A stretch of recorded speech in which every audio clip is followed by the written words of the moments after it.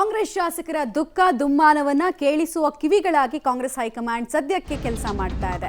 ಇವತ್ತು day to Surjewala ಅವರ ಸಭೆಯಲ್ಲಿ ಭಾಗಿಯಾಗುವಂತಹ ಶಾಸಕರ ಲಿಸ್ಟ್ ಕೂಡ ನಮಗೆ ಸಿಗ್ತಾ ಇದೆ. ಯಾವ ಭಾಗದ ಶಾಸಕರು ಬರ್ತಾರೆ, ಎಷ್ಟು ಜನ ಇರ್ತಾರೆ, ನಿನ್ನೆ 8 ಜನರನ್ನು ಕರೆದು ಮಾತಾಡಿಸೋ ಪ್ರಯತ್ನ ಎಲ್ಲ ಆಯಿತು. ಹಳೆ ಮೈಸೂರು ಭಾಗ ಮತ್ತು ಬೆಂಗಳೂರು ಭಾಗದ ಶಾಸಕರಿಗೆ ಆದ್ಯತೆಯನ್ನು ಕೊಡಲಾಗ್ತಾ ಇದೆ. ಸ್ಟೇಜ್ 1 ಬಳಿಕ ಸ್ಟೇಜ್ 2 ಕೂಡ ಕಾಣಿಸ್ತಾ ಇದೆ. ನಮಗೆ ಶಾಸಕರು ಸಚಿವರ ಮೇಲಷ್ಟೇ ದೂರ ಅಥವಾ ಬೇರೆ ಬೇರೆ ವಿಚಾರಗಳು ಅಡಕವಾಗಿದೆಯಾ, ಸೂಚ್ಯವಾಗಿ ತಿಳಿದುಕೊಳ್ಳಬೇಕಾದನ್ನ ತಿಳಿದುಕೊಳ್ಳುವ ಪ್ರಯತ್ನವನ್ನ ಸುರ್ಜೇವಾಲಾ ಅವರು ಮಾಡ್ತಿದ್ದಾರೆ ಅಂತ ಕೆಲವರು ಹೇಳ್ತಿದ್ದಾರೆ. ನಿನ್ನೆ ಹೋದವರು ಮೀಟಿಂಗ್ ಇಂದ ಆಚೆ ಬಂದಾಗ ಒಂದಷ್ಟು ಇನ್ಸೈಡ್ ಏನು ಸಿಕ್ತು ಅಂದ್ರೆ ಸಚಿವರ ಮೇಲೆಲ್ಲ ಕಂಪ್ಲೇಂಟ್ ಮಾಡಿದ್ರು ಅನ್ನೋದನ್ನ ಕೇಳ್ಪಡ್ತಾ ಇದ್ವಿ. ಹಾಗೆ ಸುರ್ಜೇವಾಲಾ ಅವರು ಕೂಡ ಈ ಬದಲಾವಣೆ ಗಾಳಿಗೆ ಸಂಬಂಧಪಟ್ಟಂತೆ ಕ್ಷೇತ್ರದಲ್ಲಿ ಆಗ್ತಾ ಇರೋ ಇಂಪ್ಯಾಕ್ಟ್ ಏನು, ಕಾರ್ಯಕರ್ತರ ಮನಸ್ಸಲ್ಲೇನಿದೆ ಅಂತೆಲ್ಲ ಅರಿತುಕೊಳ್ಳೋ ಪ್ರಯತ್ನವನ್ನು ಮಾಡಿದಂತೆ. ಡೈರೆಕ್ಟಾಗಿ ಯಾರ್ದು ಹೆಸರು ಹೇಳಿಲ್ಲ ಅನ್ನೋದೆಲ್ಲ ಗೊತ್ತಾಗ್ತಾ ಇದೆ.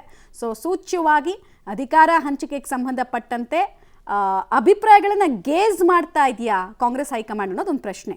ಓಕೆ, ಯಾರೆಲ್ಲ ಶಾಸಕರು ಬರ್ತಾರೆ ನೋಡೋಣ ಡೀಟೇಲ್ಸನ್ನು. ಮಾಲೂರಿನ ನಂಜೇಗೌಡರಿಗೆ ಆಹ್ವಾನ ಇದೆ. ಹಾಗೆ ಪುಲಕೇಶಿನಗರದ AC ಶ್ರೀನಿವಾಸ್ ಅವರಿಗೂ ಕೂಡ ಆಹ್ವಾನವನ್ನು ಕೊಡಲಾಗಿದೆ. ಜೊತೆಗೆ ಶಿವಾಜಿನಗರದಿಂದ ಆಮೇಲೆ ರಿಜ್ವಾನ್ ಅರ್ಷದ್, NA ಹ್ಯಾರಿಸ್, ಪ್ರಿಯಾ ಕೃಷ್ಣ ಇವರೆಲ್ಲರಿಗೂ ಕೂಡ ಅವಕಾಶಗಳು ಸಿಗ್ತಾ ಇದೆ.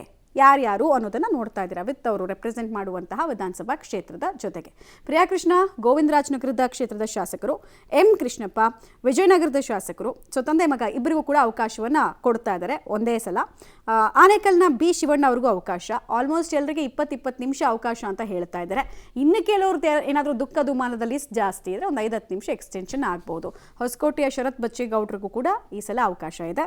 ಹಾಗೆ ನೆಲಮಂಗಲದ ಶಾಸಕರಾಗಿರುವಂತಹ ಶ್ರೀನಿವಾಸ್, ಮಾಗಡಿಯ ಬಾಲಕೃಷ್ಣ ಇವರು ತುಂಬ ವೋಕಲ್ ಆಗಿ DK ಶಿವಕುಮಾರ್ ಪರವಾಗಿ ಮಾತಾಡ್ತಾ ಇದ್ದಾರೆ. ಇವರು ಹೇಳುವಂತಹ ಮಾತುಗಳನ್ನು ಕೇಳಿಸ್ಕೊಳ್ತಾರೆ ಅಥವಾ ಇವರು ಕಿವಿ ಹಿಂಡೋ ಕೆಲಸ ಆಗುತ್ತಾ ನೋಡೋಣ. ಡೀಟೇಲ್ಸ್ ಕೊಡ್ತಾರೆ ಸುಕೇಶ್. ಸೆಕೆಂಡ್ ಲಿಸ್ಟ್ ನೋಡ್ತಾ ಇದ್ದೆ, ಇದರಲ್ಲಿ ಬಹಿರಂಗವಾಗಿ ಅಸಮಾಧಾನ ವ್ಯಕ್ತಪಡಿಸ್ತಾ ಇರೋದು ಅಥವಾ ಚೇಂಜಸ್ ಅನ್ನ ಕೇಳ್ತಾ ಇರೋದು ಕೇವಲ ಇಕ್ಬಾಲ್ ಹುಸೇನು, ಮಾಗಡಿ ಬಾಲಕೃಷ್ಣ ಬಿಟ್ರೆ ಇನ್ಯಾರು ಕೂಡ ಬಹಿರಂಗವಾಗಿ ತಮ್ಮ ಕ್ಷೇತ್ರದಲ್ಲಿ ಆಗ್ತಿರೋ ಸಮಸ್ಯೆಗಳ ಬಗ್ಗೆ ಮಾತಾಡೋರಲ್ಲ. ಸೊ ಇವರೇ ಕೇಳಿ ಸಮಯವನ್ನ ಪಡ್ಕೊಂಡಿರೋದು ಅಥವಾ ರ್ಯಾಂಡಮ್ ಆಗಿ ಹೈಕಮಾಂಡ್ ನಾಯಕರು ಚೂಸ್ ಮಾಡ್ಕೊಂಡು ಪಟ್ಟಿ ರೆಡಿ ಮಾಡ್ಕೊಂಡಿರೋದಾ? ಮಮತಾ, ಆಗ ನೋಡೋಕೆ ಹೋದರೆ ಶಾಸಕರನ್ನ ಬಹುಶಃ ಬೇರೆ ಬೇರೆ ಹಂತಗಳಲ್ಲಿ ಮಾತನಾಡಿಸುವಂಥ ಪ್ರಯತ್ನಕ್ಕೆ ಮುಂದಾದಂತೆ ಈ 3 ದಿನಗಳಲ್ಲಿ ಸುಮಾರು 40ಕ್ಕೂ ಹೆಚ್ಚು ಶಾಸಕರನ್ನ ಮಾತನಾಡಿಸುವಂಥ ಪ್ರಯತ್ನ. ನಿನ್ನೆ ಕೇವಲ 7 ಜನ, ಇವತ್ತು 20+1 ಅಂದರೆ ರಾಜು ಕಾಗೆ ಅವರು ನಿನ್ನೆ ಕೊಟ್ಟಂಥ ಸಮಯ ಇತ್ತು, ಅದು ಸೇರಿದಂತೆ 21 ಜನ ಶಾಸಕರು. ನಾಳೆ ಸಂಜೆವರೆಗೂ ಇರೋದ್ರಿಂದ ಒಟ್ಟು 40-42 ಶಾಸಕರನ್ನ ಮಾತನಾಡಿಸಂತ ಆಗುತ್ತೆ ಅನ್ನುವಂಥ ಲೆಕ್ಕಾಚಾರದಲ್ಲಿ ಕರೆದು ಮಾತನಾಡಿಸ್ತಿರುವಂಥ ಇನ್ನೂ ಹೆಚ್ಚು ಕಡಿಮೆ 98-100 ಶಾಸಕರುಗಳು ಉಳಿದುಕೊಳ್ತಾರೆ. ಅವ್ರನ್ನ 2-3ನೇ ಹಂತದಲ್ಲಿ ಮತ್ತೆ ಕೂಡ ಮಾತಾಡಿಸ್ತಾರೆ. ಅಂದರೆ ಕೇವಲ ಮಾತನಾಡಿದವರಿಗೆ ಮಾತ್ರ ಅಥವಾ ರೆಬಲ್ಸ್ಗೆ ಮಾತ್ರ ಕಿವಿ ಕೆಲಸ ಅಂತಲ್ಲ, ಎಲ್ಲರಿಂದಲೂ ಕೂಡ ಒಂದು ರೀತಿಯಲ್ಲಿ ಮಾಹಿತಿಯನ್ನು ಸಂಗ್ರಹಿಸುವ ಕೆಲಸವನ್ನು ಮಾಡ್ತಾ ಇರುವಂಥದ್ದು. ಮಾಹಿತಿ ಸಂಗ್ರಹ ಮಾಡ್ತಾ ಇರುವಂಥದ್ದು ನಿಮ್ಮ ಕಷ್ಟ ಸುಖ ಏನು, ಸರ್ಕಾರದಲ್ಲಿ ಸಚಿವರುಗಳಿಗೆ ಸ್ಪಂದಿಸ್ತಾ ಇದ್ದಾರಾ ಇಲ್ವಾ ಅನ್ನುವಂಥ ವಿಚಾರಕ್ಕೆ ಸಂಬಂಧಪಟ್ಟಂತೆ ಮಾತ್ರ. ಆದರೆ ಅದರಲ್ಲಿ ಪ್ರಮುಖವಾಗಿ ಇವತ್ತು 2 ಶಾಸಕರುಗಳು ಬಹಿರಂಗ ಮಾತಾಡಿದಂಥವ್ರು ಕೂಡ ಹೋಗ್ತಾ ಇರುವಂಥದ್ದು. ಒಂದು ಮಾಗಡಿಯ ಬಾಲಕೃಷ್ಣ ಇರ್ಬೋದು ಅಥವಾ ರಾಮನಗರದ ಇಕ್ಬಾಲ್ ಹುಸೇನ್ ಇರ್ಬೋದು. ಅವರಿಬ್ಬರು ಕೂಡ, ಅದು ಇಕ್ಬಾಲ್ ಹುಸೇನ್ ಇವತ್ತೇ ಮತ್ತಷ್ಟು ಮಾತನಾಡಿರುವಂಥದ್ದು.